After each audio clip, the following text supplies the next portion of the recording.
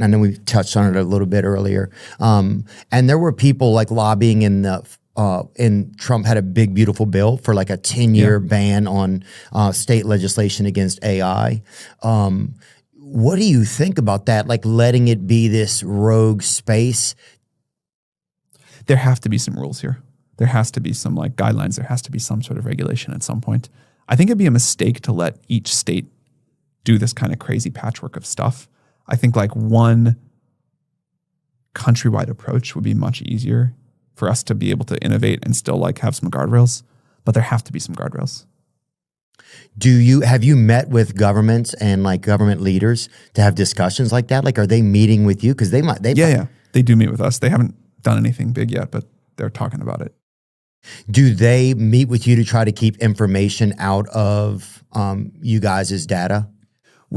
For all of the paranoia about that, I don't think we've ever had someone come say like, I don't want it to say this negative thing about this politician or this whatever.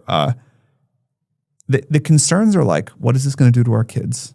Are they going to stop learning? There's a lot of concerns about that. I mean, anyone can like test the AI and say, if I say this, does it say this? If I say that, that's a good point. But you touch on a really big point here, which is like hundreds of millions of people talk to Chatgpt every day.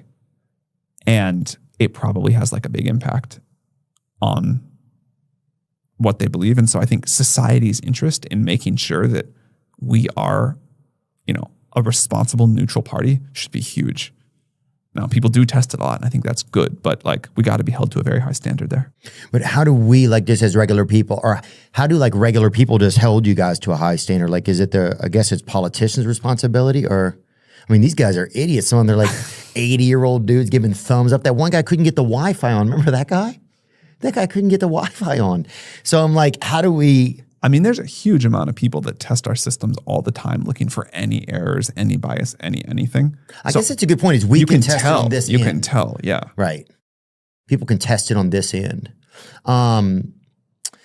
As AI grows, like how big do data centers need to be? Whoa. Is that a concern of you guys? I was like, this looks like the motherboard of a computer. Yeah, it looks like the motherboard of a computer. You start to see like how the planets in like a lot of these like sci-fi movies, a lot of them have that R2-D2 look on the outside of them because they've been covered in data centers. Yeah, which is kind of wild. Do you know where we're going and you're not telling us? Do you know what's happening? I don't. You promise, dude. I don't know. I mean, I have all my guesses. Like I do guess that a lot of the world gets covered in data centers over time. Do you really? But I don't know because maybe we put them in space. Like maybe we build a big Dyson sphere on the solar system and say, hey, it actually makes no sense to put these on Earth. Yeah. I wish I had like more concrete answers for you, but like we're stumbling through this. We maybe, have a little bit higher confidence than the average person but there's so much we don't know yet. No, that's the craziest thing about you, Sam. And I think this is a compliment somehow, dear God. And it is a compliment. You're like, come with me through the universe. And you're like, people are like, well, what's it like? And you're like, I don't know exactly, and then it's like we're all going. It's like, I don't know. You're just somehow the most like